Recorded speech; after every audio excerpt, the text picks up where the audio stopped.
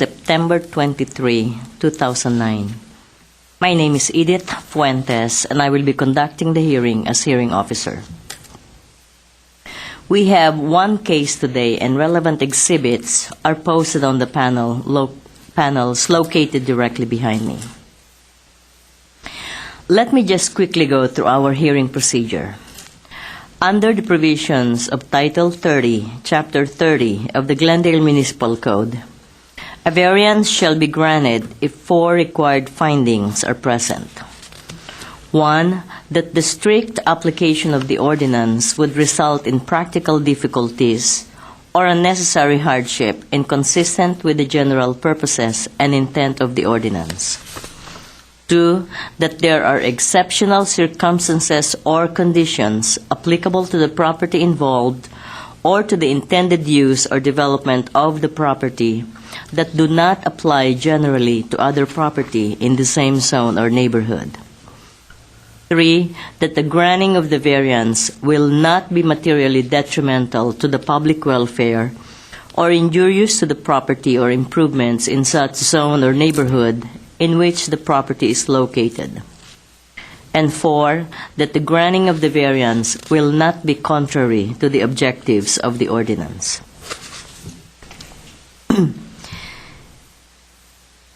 If the evidence presented in the application and at the hearing meets the criteria just described, then the zoning administrator can either approve or impose conditions for approval on the case in question. If the findings of fact are not evident, then the request will be denied. Notification of this hearing was accomplished by the use of public notices which were mailed to property owners located within 500 feet of the subject property, physically posted on the site in question, and placed in the local newspaper. The hearing will proceed as follows. I will read the description of the application or the request, and then read reports received from other city departments and other letters or communications from interested parties. The case planner will make a brief presentation or overview of the case and make a recommendation. The applicant will then be asked to come forward, stating both name and address, and will be asked to present the case within a 15-minute time limit. Others in support of or in opposition to the application and any interested parties will be asked to come forward to speak, again clearly stating both name and address within a 3-minute time limit. Lastly, the applicant will be given the opportunity to make closing comments, if desired, in response to testimonies given by preceding speakers within a 5-minute time limit. The hearing will be closed and the case taken under submission. After the hearing, the decision will be prepared in writing and will be in the form of a letter sent to the applicant and to all persons who responded to the public notice, either by speaking at this hearing or by submitting written responses and have provided their name and mailing address. I would like to emphasize that the date of the decision will be the date appearing on the letter. Under the appeal provisions of Title 30, Chapter 30 of the Glendale Municipal Code, the decision may be appealed to the Planning Commission within 15 days of the date of the decision. Anyone wishing to appeal may obtain forms and brochures on the procedures from our Building and Safety Section, Permit Services Center, located on the same floor of this building. If you wish to speak, please write your name and address on one of these speaker forms, which have been provided by the front door, and submit it to our assistant. I would like to also inform everyone that the official proceedings of the zoning administrator's hearing are recorded on tape as part of public record.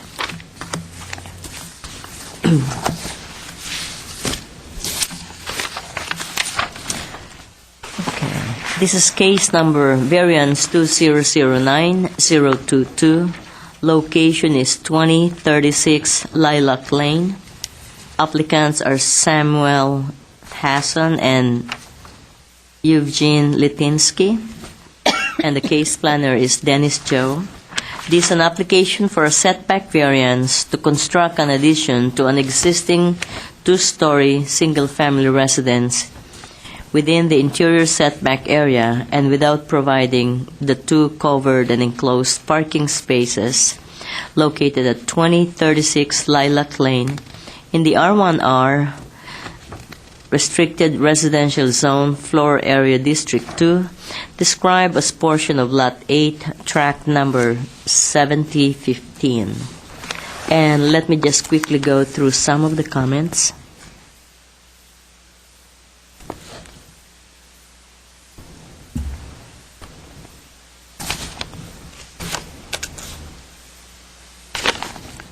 Okay, I have a note here from the applicant regarding some adjustments. And Dennis, you're gonna go through that, or okay?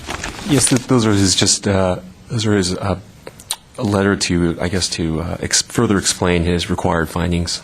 Okay, thank you.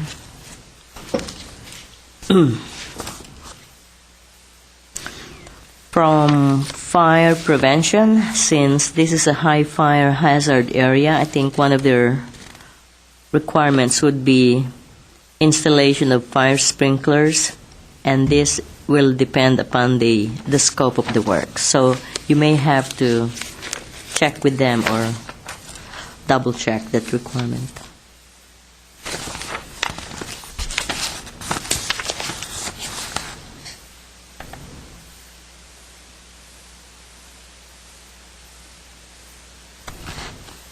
From GWP electrical section,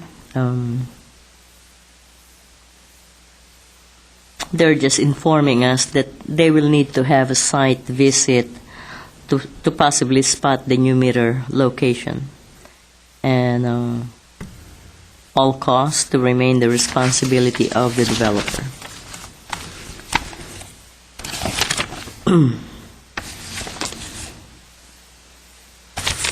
From Urban Forester,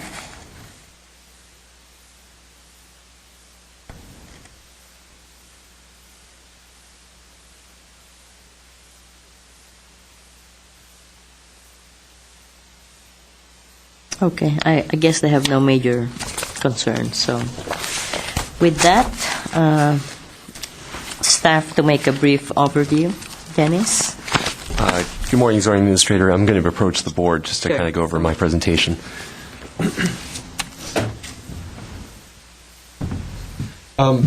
Once again, this project proposes two waivers, one to construct a 135 square foot rear addition, which faces an interior lot only at the rear, to continue a non-conforming setback of 3 feet, which the code requires 5 feet. The second waiver is requesting to not to update the interior dimensions of a required two-car garage, which is demonstrated over here on the floor plan, which has a dimension of 16 feet 8 inches by 17 feet. Staff has analyzed this project against the 4 required findings, and I will provide analysis for each waiver since there's 2. The first one I'm going to go over is the interior dimensions of the required two-car garage, which is triggered by this addition. Staff believes that all 4 required findings can be made for this proposal.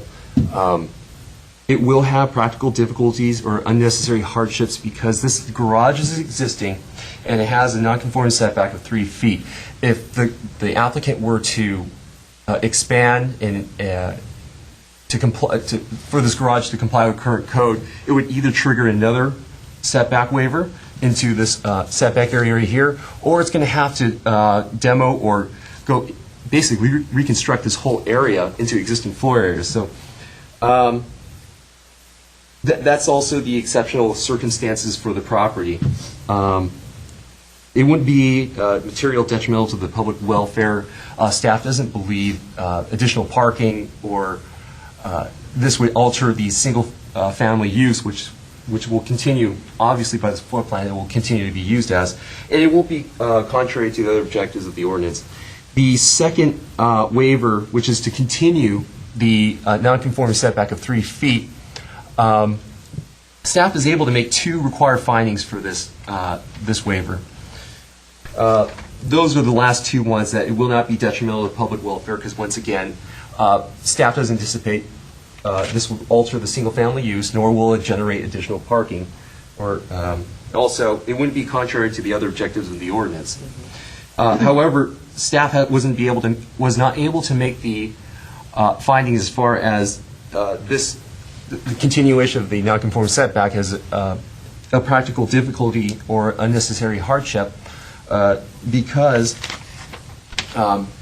staff's analysis determined that it is possible to conform with a 5-foot setback because it's relatively flat at the rear, and there's other areas that it can potentially be expanded to. There are other things that may be affected, as far as an affected window of an adjacent bathroom over here. If this were to be set back the additional 2 feet, it has the potential of covering this bathroom right here, as shown on this photo right here. So if it were to expand, it has potential of blocking that. But after review, with the building department, there are other means that can be done, whether relocating the window or update or providing the proper ventilation.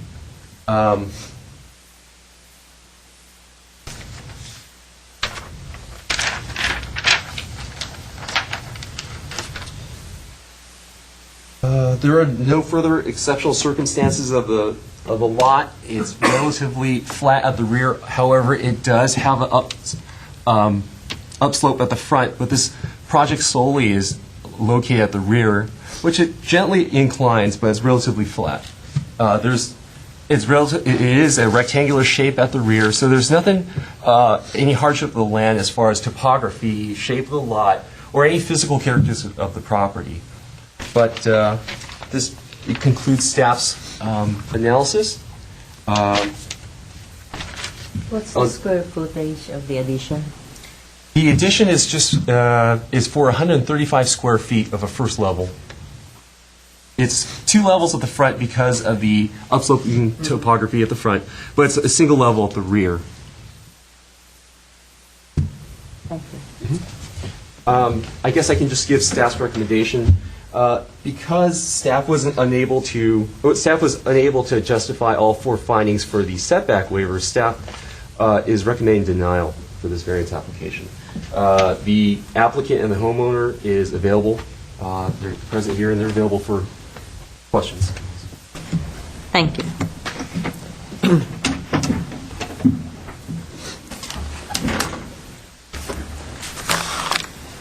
Okay.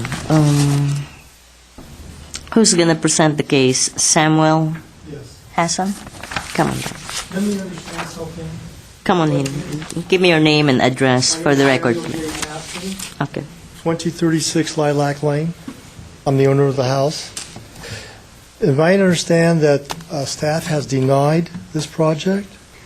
They have to make a recommendation to me, and then, but I have to make the final decision. Well, I understand. I was under the impression that they were going to approve it with the condition that the wall be moved 2 feet. At least that was the impression that I had. Okay. Well, why don't we do this? Never understood Yeah. that it was going to be denied. Once again, it's a staff report just making a recommendation to the zoning administrator. Your application requests two waivers, but this is just staff's recommendation. Okay, okay. I'm just. Go ahead, make your recommendation, then we'll ask some questions. All right, at the I'm end. going to talk in 4 broad categories. Public interference, public agency access, spatial considerations with regard to the addition, and design conformity. Okay, on the first item, public interference, as was noted, there would be absolutely no detriment to anyone in the neighborhood with respect to this addition. Whether it would be 2 feet in or not, it would not have any impact on them whatsoever. Things would remain more or less status quo. Okay. With With regard to public access for the fire and for health and for police, as I understand it, that if we had requested 99 square feet instead of the 135, there would be no need to set back the wall 2 feet, which means that they would have access if, in fact, the existing wall were allowed to be extended. So they would have access either with the wall being in 2 feet or being extended per our request. That's a major issue to me. I used to be an engineer with AT&T, and we always used to be very aware of issues regarding public access. So, so far as I know, there's no problem with regard to their being having access to the property in case of emergency. So our design would not impact them whatsoever. Thirdly, I guess I could have gone the easier route and asked for 99 square feet, but due to a leg length difference that I have, this is personal to me, not your concern, I understand that, but I've been falling more frequently over the past couple of years because of space. Fractured my foot, fractured my knee, this, that, and the other, and so I'm finding that I need the space just to be able to navigate. The contractor and I are designing levers in the bathroom so that myself and senior members, for that matter, can utilize that space nicely. Okay, and there's peace of mind knowing that I don't have to worry about having to maneuver and possibly fall. This is particular to me. It's not your drama. I know that, but I want to tell you that this is my personal experience. Okay, so that's why I wanted the 135 feet, so we could have more. Now, in relation to that, as I showed you in my exhibits to the letter I had attached as an addendum, what the space would be. Yeah, I'll show it to you in a second. There's two pictures underneath the cover letter there. Go ahead. Yeah. You'll see one where the gentleman is standing closer to the bathroom window, and one in which he's standing further away from the bathroom window. That little space there. So what I'm saying is that by decreasing that little space there because of the 2 feet, it would make that space, that goes contrary to the whole reason for having space, so that people can maneuver more easily. I'm not talking about the window bathroom. I'm not talking about the little roof over the bathroom. I'm just talking about space. Being able to navigate easily. When you make it 2 feet further in, it crunches up the area, relatively speaking. And as a matter of fact, I've had guests fall in the backyard because of little maneuvering and what have you. So the more space I can have, the more comfortable I would be for use by human beings. So that's why I would request that the 2 feet setback not be a condition of approving this project, since in fact public access is available, which is important.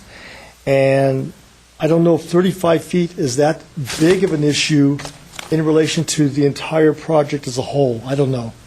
I'm not going to focus in and drill on every little T or I on the document. I have to look back and look in terms of use, and in terms of health, in terms of access, and in terms of design.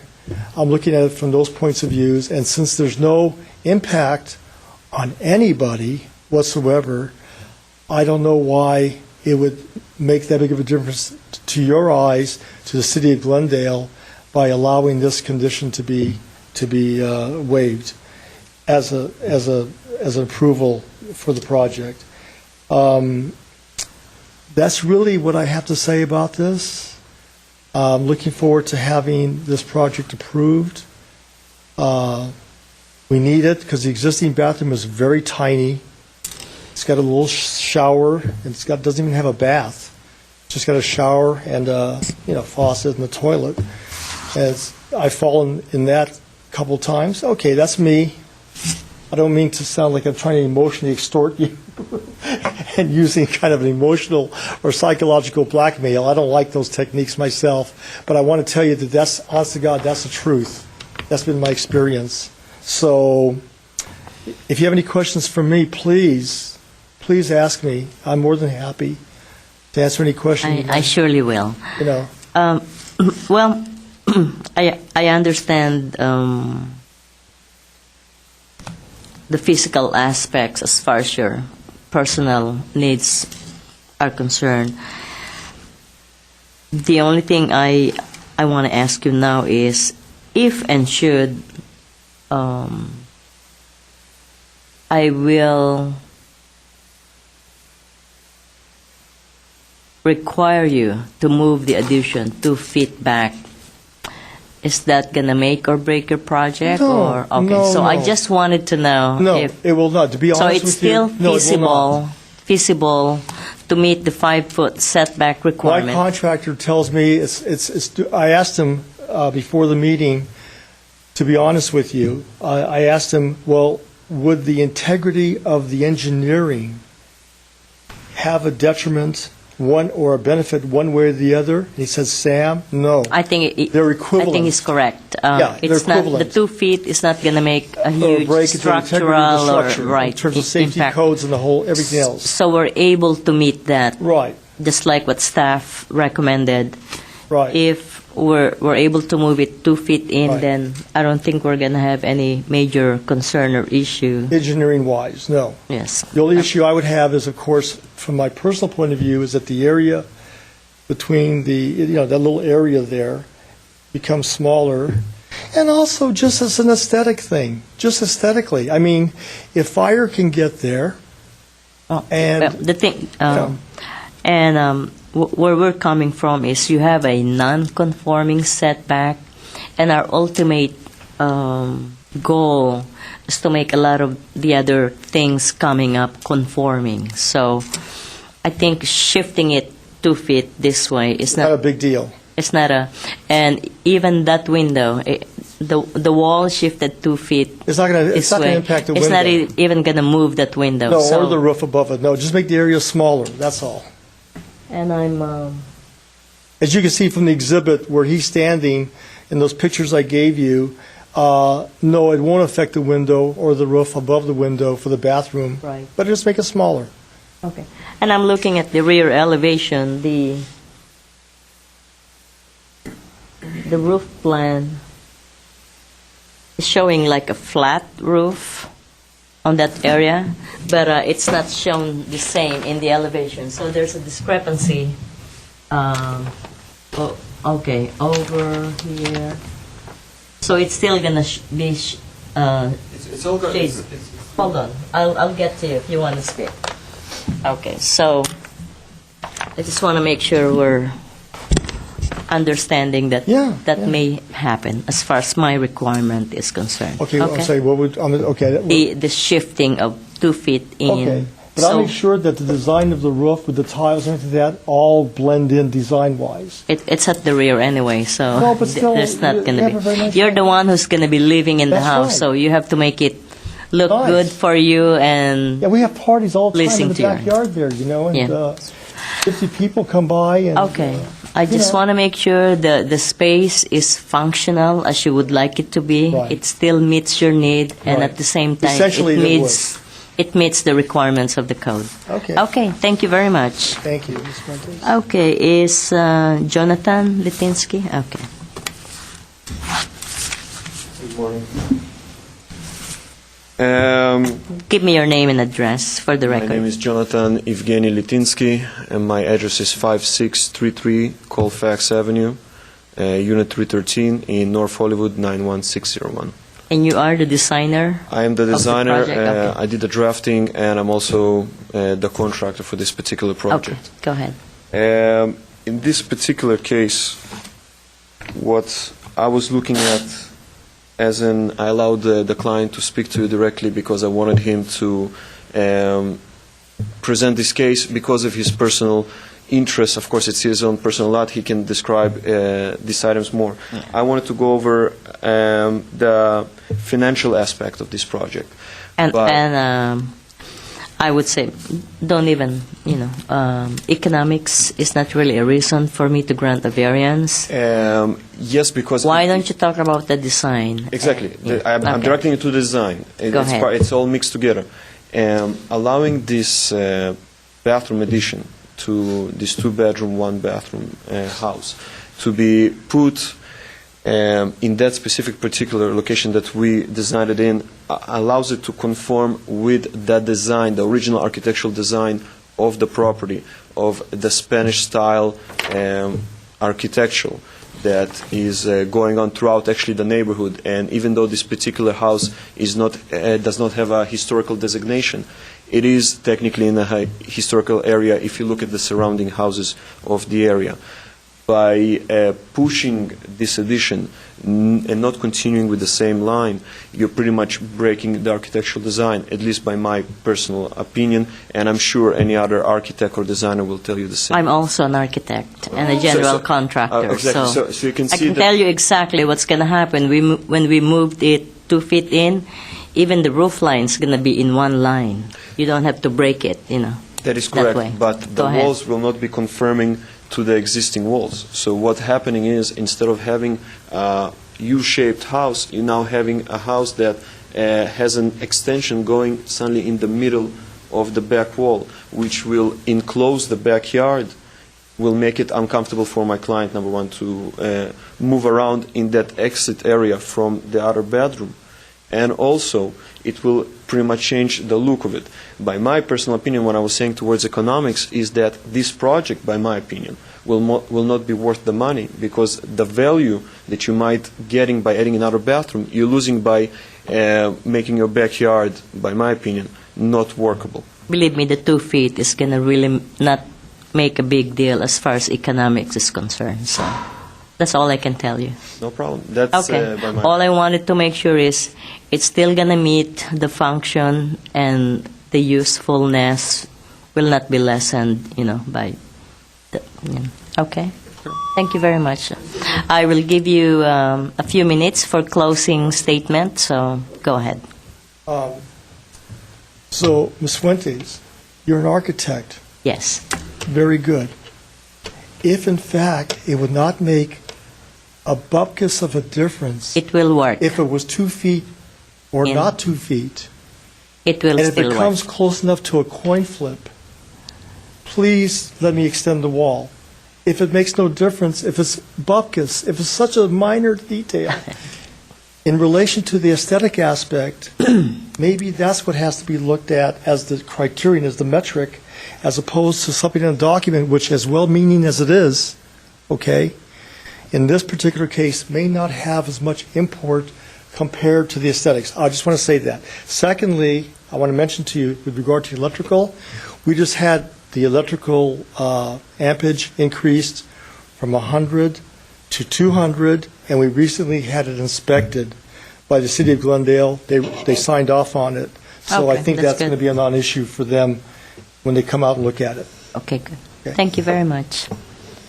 Is there anybody else here who would like to speak in support or, okay. So Dennis, closing statement? Staff has no further comments. Thank you. Okay, good. Thank you. Well, I'm going to go ahead, take this case under submission, and we'll let you know. And close the public hearing at 10 minutes after 10. Thank you very much for coming. Thank you.